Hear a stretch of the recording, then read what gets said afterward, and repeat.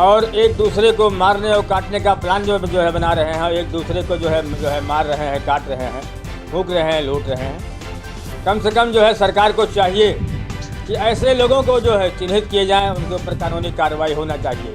पश्चिम बंगाल में कई हिंदू को जिंदा जलाए जाने के मामले में अब बाबरी मस्जिद के पूर्व पक्षकार इकबाल अंसारी ने भी कार्यवाही करने की मांग उठाई है और भारत सरकार से कहा है कि ऐसे लोगों को चिन्हित कर आजीवन कारावास की सजा दिलाई जाए।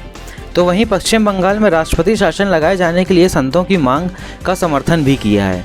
वहीं बाबरी मस्जिद के पूर्व पक्षकार इकबाल अंसारी ने भी इस नरसंहार का विरोध करते हुए कहा कि सवाल हमारे हिंदुस्तान, हमारे देश का है। आजकल इसमें राजनीति भी हिंदू मुस्लिम की तरह देखा जा रहा है और लोगों को एक दूसरे को मार काट रहे हैं, फूंक रहे हैं व लूट रहे हैं। अब सरकार को चाहिए कि ऐसे लोगों को चिन्हित कर उन पर कार्यवाही की जाए।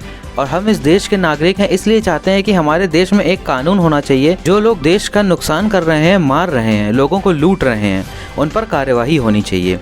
जब तक देश में इस प्रकार की घटनाएं होती रहेंगी, हमारा देश कभी भी आगे नहीं बढ़ पाएगा और यहाँ नफरत पैदा होती रहेगी तो देश बहुत पीछे चला जाएगा। वहीं कहा कि देश में एक कानून हो और गलत काम करने वाले सलाखों के पीछे और जिस प्रकार से यह घटना हुई है, ऐसे लोगों को गिरफ्तार करें, कानूनी कार्यवाही हो, आजीवन कारावास की सजा भी मिले।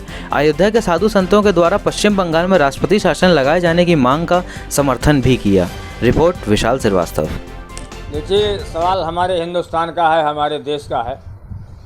हमारा देश जो है आजकल जो है लोग राजनीति में हिंदू मुस्लिम जो देख रहे हैं और एक दूसरे को मारने और काटने का प्लान जो है बना रहे हैं, एक दूसरे को जो है मार रहे हैं, काट रहे हैं, फूंक रहे हैं, लूट रहे हैं।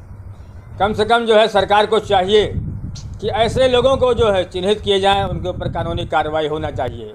क्योंकि गवाह सबूत भी मिल जाते हैं। जो लोग जिस मोहल्ले में जहाँ भी गलत काम लोग करते हैं, वो लोग फेमस होते हैं और चर्चित भी होते हैं। तो हमारा तो मानना यही है कि हम इस देश के नागरिक हैं और इस देश के इंसान हैं। हम ये चाहते हैं कि सरकार से भी मांग करते हैं, कानून से भी मांग करते हैं कि हमारे देश में एक कानून होना चाहिए। एक संविधान है तो एक कानून भी होना चाहिए। जो लोग एक दूसरे को नुकसान करते हैं, नुकसान पहुंचा रहे हैं, लूट रहे हैं, मार रहे हैं, फूंक रहे हैं, इनके ऊपर जो है कानूनी कार्रवाई होनी चाहिए। क्योंकि जब जो है ऐसी घटनाएं जो है देश में जो है इस देश में ऐसी घटनाएं जो है होती रहेंगी तो एक दूसरे के अंदर दिलों में नफरत पैदा होगी, देश हमारा बहुत जाएगा पीछे। हम तो यही चाहते हैं कि देश में एक कानून हो और जो गलत काम करने वाले हैं वो सलाखों के पीछे हों। तब तो हम मानते हैं कि हाँ, हमारे यहाँ सरकार बहुत बेहतर जो है चल रही है, कानून बहुत बढ़िया चल रहा है और एक दूसरे को लोग डरें, ना कि जो है एक दूसरे को लोग जला दें, फूंक दें, लूट दें, जो है उसको मार दें। इस तरीके से घटनाएं जहाँ जहाँ हो रही हैं उस जगह पे सरकार अपना कानून का शिकंजा तेज करे और कानूनी कार्रवाई होना चाहिए। ऐसे देशद्रोहियों को जो है आजीवन कारावास होना चाहिए।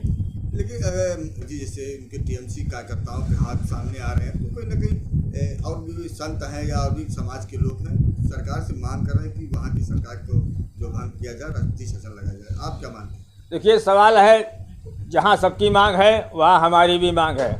हम चाहे साधु संत हो, चाहे गृहस्थ हो, चाहे वो इंसान हो, हम इंसानियत को मानते हैं, ना कि हम जात धर्म की बात करते हैं। हम तो साफ कहते हैं कि जहाँ समाज है वहाँ हम भी खड़े हैं। अगर जो है संत समाज मांग कर रहा है तो हम भी मांग कर रहे हैं कि किसी के साथ अन्याय नहीं होना चाहिए, चाहे वो हिंदू हो, चाहे वो मुस्लिम हो। अगर किसी का लोग नुकसान पहुँचा रहे हैं तो उनके साथ कानूनी कार्रवाई होना चाहिए। तो क्या राष्ट्रपति शासन लगाना सही है? देखिए, ये सरकार की जिम्मेदारी बनती है, ये सरकार की जिम्मेदारी बनती है कि मुजरिमों को सजा मिलनी चाहिए। ये हम मांग करते हैं। ऐसी ही खबरें पाने के लिए हमारे चैनल को लाइक करें, शेयर करें और सब्सक्राइब करना ना भूलें।